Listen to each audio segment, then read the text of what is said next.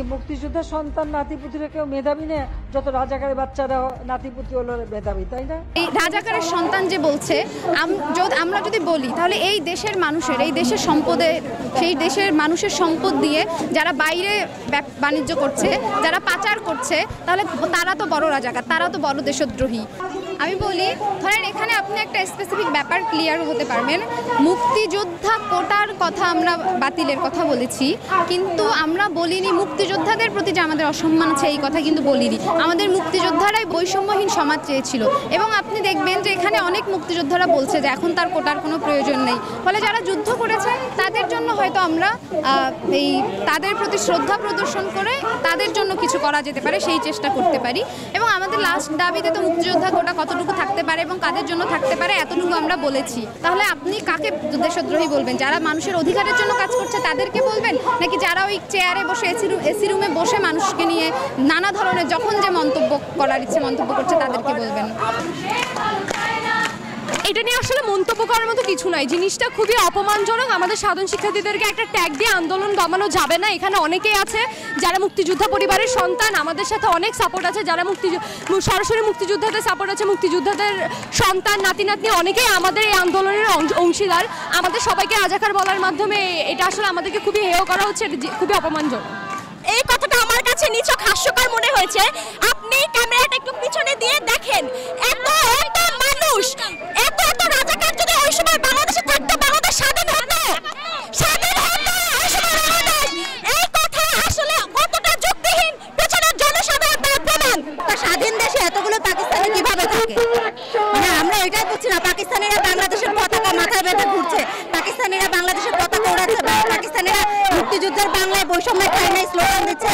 এগুলো বলে আর আপনারাও বিশ্বাস করেন, আপনারাও প্রশ্ন করতে চলে আসেন। এটা খুবই হাস্যকর একটা কথাবার্তা। মানে ওনারা দায়িত্বশীল জায়গায় থেকে এগুলো কথাবার্তা বলা মানে বাংলাদেশের যে নাগরিক আছে তাদেরকে অপমান করা। তাদের যদি মনে হয় যে বাংলাদেশে এতগুলো পাকিস্তানি আছে, আসলে কিছু করার নাই। পাকিস্তানিরা এতগুলো পাকিস্তানি বাংলাদেশে, এটা অবিশ্বাস্য। রাজধানীর বুকে ঘুরে বেড়াচ্ছে। আমরা যদি রাজাকার হই, মানে আমি 30 লক্ষ মানুষ মরল কোথায়? 7 কোটি মানুষ থেকে 30 লক্ষ মানুষ মারা গেছে। মানে আপনাদের এখনো মনে হচ্ছে যে এখানে এখনো পাকিস্তানি আছে? মানে এটা খুবই হাস্যকর। এত পাকিস্তানি ঘুরছে প্রকাশ্যে, মানে এই ধরনের কথাবার্তা কোনোভাবেই অ্যাকসেপ্টেবল না। আর এটা বলা মানে হচ্ছে বাংলাদেশের আপামর জনগণ তাদেরকে অপমান করা। অপমান করা ছাড়া আর কিছুই না। এটা মুক্তিযুদ্ধ চেতনার সাথেও যায় না, কিছুই যায় না। যে আমি একটা কথা বলছি, বাংলাদেশের মানুষের সমস্যা হচ্ছে বাংলাদেশের মানুষ রাষ্ট্র আর সরকারের পার্থক্য বোঝে না। এ ধরনের উস্কানিমূলক বক্তব্য দিয়ে আমাদের যৌক্তিক দাবিকে দাবানো যাবে না। আমরা হামলা মামলা হুলিয়াকে ভয় পাই না। আমরা দেখেছেন যে যৌক্তিক দাবিতে যখনই ছাত্ররা রাজপথে নামে তখনই হচ্ছে বিভিন্ন ট্যাগ দেওয়া হয়। এই ট্যাগ দেওয়ার রাজনীতি আমরা বুঝি, এই ট্যাগ দেওয়ার রাজনীতি আমাদের হবে না। তো এই ধরনের ট্যাগ দিয়ে আমাদের দাবি, যৌক্তিক দাবি দাবানো যাবে না। আপনারা কত মানুষকে পাকিস্তানে পাঠাবেন? 2.5% মানুষ বাদে বাকি 98% মানুষ কি পাকিস্তানে চলে যাবে? তাহলে কোনটা যৌক্তিক? 98% মানুষের কথা যৌক্তিক নাকি 2% মানুষের কথা যৌক্তিক? এখানে ঢাকা বিশ্ববিদ্যালয় জগন্নাথ সাত কলেজের 99% শিক্ষার্থী আছে, সবাই রাজাকার। তাহলে যদি যারা কোটা আন্দোলন করছে তারা যদি রাজাকার হয়, তাহলে বাংলাদেশের 99% মানুষ রাজাকার।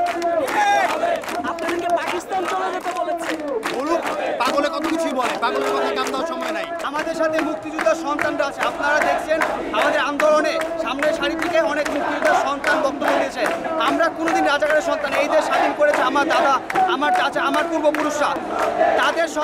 তারা হয়তো, আমি বলতে চাই যে তারা হয়তো রাজাকারের সন্তান, পাকিস্তানের সন্তান, তাদের পাকিস্তান চলে যাওয়া উচিত, আমাদের না। ছাত্ররা কখনোই বৈষম্যে চায় নাই, তারা সবসময় অন্যায়ের বিরুদ্ধে অযৌক্তিক যে কোনো বিষয়তে আন্দোলন করছে। আমরা আমাদের ন্যায্য অধিকার চাচ্ছি, আমরা এখানে কোনো অযৌক্তিক কোনো কিছু চাচ্ছি না। আমার পাল্টা প্রশ্ন হচ্ছে, উনি যদি আমাদেরকে রাজাকার বলে, আমরা তো সবসময় রাজাকারের সন্তান বলে থাকে, তাহলে ওনারা কি? আমরা তো আমাদের স্বাধীনতার যে সাম্য ছিল, সেই সাম্যটার জন্যই তো আমরা রাস্তায় নেমেছি নাকি? তাহলে আমরা যদি স্বাধীনতার জন্য, আমাদের অধিকারের জন্য, আমাদের এই যে কোটা সিস্টেম বাতিল করার জন্য, আমাদের অধিকার আদায়ের জন্য মাঠে নামতে পারি, যদি এই কারণে আমাদের রাজাকারের সন্তান বলা হয় তাহলে উনি কি? আমার পাল্টা প্রশ্ন হয়ে গেল। এবং আমরা সেই বৈষম্যের বিরুদ্ধেই লড়ছি এবং আমরা মুক্তিযুদ্ধের চেতনার সাথে নিয়েই আমরা লড়ছি। যদি কেউ আমাদেরকে রাজাকার বা পাকিস্তানি বলে সেটা সে ভুল বলেছে, এটা কোনোভাবেই হতে পারে না। কারণ মুক্তিযুদ্ধের চেতনাও ছিল বৈষম্যের বিরুদ্ধে এবং আমাদের চেতনাও ঠিক একই ব্যাপার, বৈষম্যের বিরুদ্ধে। আচ্ছা, আমরা যদি একটু মুক্তিযুদ্ধের দিকে আগাই, যখন আমাদের যুদ্ধ হয়েছিল তখন কিন্তু আমাদের যুদ্ধটা মূলত হয়েছিল বৈষম্যের বিরুদ্ধেই। কারণ পাকিস্তানের সাথে আমাদের যে বৈষম্য সৃষ্টি হচ্ছিল, তারা যে বৈষম্য করতেছিল, আমরা মূলত যুদ্ধই করছি সেই বৈষম্যের বিরুদ্ধে। এখন এসে যখন আমরা দেখতেছি যে সেই বৈষম্য দিয়ে আমাদেরকে ঘেরাও করা হচ্ছে, বৈষম্যের মধ্যেই ফালানো হচ্ছে, এখন আপনি বলেন যে এই বৈষম্যের বিরুদ্ধে যদি আমরা আন্দোলন করি, আমরা মুক্তিযুদ্ধের বিপক্ষে না। আমরা চাচ্ছি যে আমাদের সাধারণ শিক্ষার্থীর সাথে যে বৈষম্য করা হচ্ছে, আমরা সেই বৈষম্যের বিপক্ষে। কারণ মুক্তিযুদ্ধ তো বৈষম্যের বিপক্ষেই হয়েছিল। উল্টা ওনারা যেটা করতেছে, তারা হচ্ছে মুক্তিযুদ্ধের যে চেতনা, হ্যাঁ, বৈষম্যের বিরুদ্ধে যে মুক্তিযুদ্ধের যে চেতনা, তারা ওইটাকে ফিরায় আনতেছে। হ্যাঁ, অবশ্যই না। আমি কেন নিজেকে না পাকিস্তান চলে, এই যে উনি যে কথা বলেছেন, এইটা আমি আসলে ওনার কথার কোনো বক্তব্য দিতে চাচ্ছি না, ওনার কথার পাশে। কারণ আমি জানি সাধারণ আমরা যে আন্দোলন করতেছি, আমরা কেউই রাজাকারের সন্তান না, আমরা মুক্তিযুদ্ধের কেউই বিপক্ষে না, আমরা সবাই মুক্তিযুদ্ধের পক্ষে ছিলাম, আমরা আছি। এবং উনি আসলে এটা বক্তব্য দেওয়ার মতো কোনো কথাই না। উনি যেটা বলছে এটা আসলে একজন, অবশ্যই ওনার কথাই আমাদের আসলে ধিক্কার জানানো উচিত। যে এরকম কথা বলছে, এত মানুষ, এত বাঙালি, উনি বলতেছে রাজাকার, এটা আসলে ধিক্কার জানানোর মতোই কথা। এখন যারা আমাদেরকে ট্যাগ দিচ্ছে, ব্লেম করতেছে যে আমরা রাজাকারের সন্তান, আমাদেরকে বিভিন্ন বিরোধী রাজনৈতিক দলের নামে ট্যাগ দেওয়া হচ্ছে। যারা আন্দোলন করতেছে তারা সবাই ঢাকা বিশ্ববিদ্যালয়ের শিক্ষার্থী, ঢাকা কলেজের শিক্ষার্থী, জগন্নাথ শিক্ষার্থী, জাহাঙ্গীরনগর বিশ্ববিদ্যালয়ের শিক্ষার্থী, সব বিশ্ববিদ্যালয়ের শিক্ষার্থী। মুক্তিযুদ্ধ কেন হয়েছিল মুক্তিযুদ্ধ হয়েছিল বৈষম্যের বিরুদ্ধে।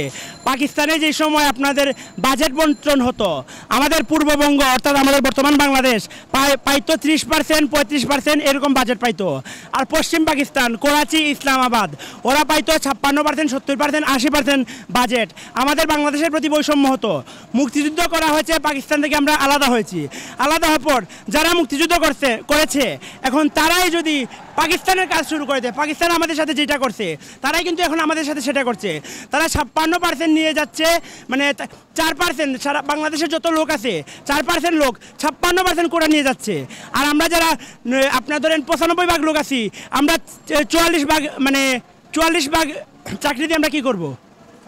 আমরা বৈষম্যের নিরসন চাই। পাকিস্তান থেকে আমরা স্বাধীন হয়েছি, বৈষম্য মুক্ত হয়েছি, এখন আমরা নব্য বৈষম্যের শিকার হতে চাই না। যারা আন্দোলন করতেছে সবাই ঢাকা বিশ্ববিদ্যালয় বা বিভিন্ন বিশ্ববিদ্যালয়ের শিক্ষার্থী এবং আমরা সবাই সাধারণ শিক্ষার্থী। আমরা কোনো রাজনৈতিক দলের সাথে জড়িত নই। হলে থাকার জন্য আমরা ছাত্রলীগ করি, অবশ্যই আমরা ছাত্রলীগের অংশ। আর যারা বলতেছেন আমরা রাজাকারের ছেলে বা রাজাকার বা বিরোধী দলের ইনফ্লুয়েন্সে আছি, এরকম কিছু না। আমার বাবা যদি 1980 সালে জন্ম হয় তাহলে আমি কিভাবে রাজাকারের ছেলে হব? এইগুলা সম্পূর্ণ আমাদের আন্দোলনকে স্থিমিত করার জন্য, আমাদের আন্দোলনকে মানে অন্য একটা রূপ দেওয়ার জন্য এইসব ইচ্ছাকৃতভাবে অপব্যাখ্যা দেওয়া হচ্ছে আমাদের আন্দোলনের। আমাদের আন্দোলনের ন্যায্য দাবি একটাই, কোটা থাকবে কিন্তু একটা সার্টেন অ্যামাউন্ট, সর্বনিম্ন কম কোটা সংস্কার চাই, কোটা একদম বাতিল চাই না। 5% কোটা থাকুক, 2% আপনার উপজাতি, প্রতিবন্ধী এবং প্রকৃত মুক্তিযোদ্ধা যদি এখনও থেকে থাকে, তিনি যদি কোটা নেয়, অবশ্যই আমরা মুক্তিযুদ্ধকে সম্মান করি। এই দেশ স্বাধীন হয়েছে মুক্তিযুদ্ধের মাধ্যমে। আমরা মুক্তিযুদ্ধের চেতনার বিপক্ষে নই, মুক্তিযুদ্ধের পক্ষেই আছি আমরা। প্রকৃত মুক্তিযোদ্ধা থাকলে, মুক্তিযোদ্ধার সন্তান থাকলে অবশ্যই আমরা বলবো উনি কুটানিক সমস্যা না, কিন্তু উনার নাতি পুতি আর যারা আছে এরা কেন নেবে? এরা দেশের জন্য কি করেছে? একটা রাজাকারের ছেলের মধ্যে কি দেশপ্রেম থাকতে পারে না? আর একটা আপনার মুক্তিযোদ্ধার ছেলের মধ্যে কি দেশদ্রোহিতা থাকতে পারে না? আর মুক্তিযোদ্ধার ছেলে মানে কি তার মধ্যে মুক্তিযুদ্ধের চেতনা থাকবে? এই প্রশ্নের মানে এটা কি আদৌ প্রাসঙ্গিক? পাকিস্তান কেন যাবো? আমি বাংলাদেশকে ভালোবাসি, বাংলাদেশে থাকবো। এই বাংলাদেশে আমার বাপ দাদা 14 গোষ্ঠীর জন্ম, আমি বাংলাদেশে থাকবো, পাকিস্তান যাওয়ার কোনো প্রশ্নই আসে না। আচ্ছা, আমাদের যে আন্দোলনটা এটা হচ্ছে সাধারণ শিক্ষার্থীদের আন্দোলন। কারণ আমাদের যে আন্দোলন পরিপ্রেক্ষিত ছিল সেটা হলো যে 56% কোটা। তো এখন আমি ঢাকা বিশ্ববিদ্যালয়ের শিক্ষার্থী, আমাদের আন্দোলনটা ছিল সাধারণ শিক্ষার্থীদের পরিপ্রেক্ষিতে আমরা কোনো রাজনৈতিক দলেও বিশ্বাস করি না, ও রাজনৈতিক দলের ব্যানার নিয়েও আমরা কোনো আন্দোলন আসতেছি না। আমরা একদমই সাধারণ শিক্ষার্থী এবং আমাদের যে আন্দোলনের পুরো থিমটা ছিল যে আমাদের যে সরকার চাকরিতে যে মুক্ত কোটা এই সব মিলে 56% কোটাটা রয়েছে, এই কোটাটার যে পরিপত্র ছিল 2018 সালে যে পরিপত্রটা ছিল সেটাকে হাইকোর্ট আবার আমাদের নতুন বহাল রাখছে। আমরা চাচ্ছি যে এটা সংস্কার করা হোক। আমাদের বিভিন্ন যারা নাগরিক সমাজের প্রতিনিধিত্ব তারা আমাদেরকে এই আন্দোলনটাকে আমাদের এই দাবিটাকে মানে অপব্যাখ্যা বা কুব্যাখ্যা দিয়ে অন্য খাতে প্রভাবিত করার চেষ্টা করাচ্ছে।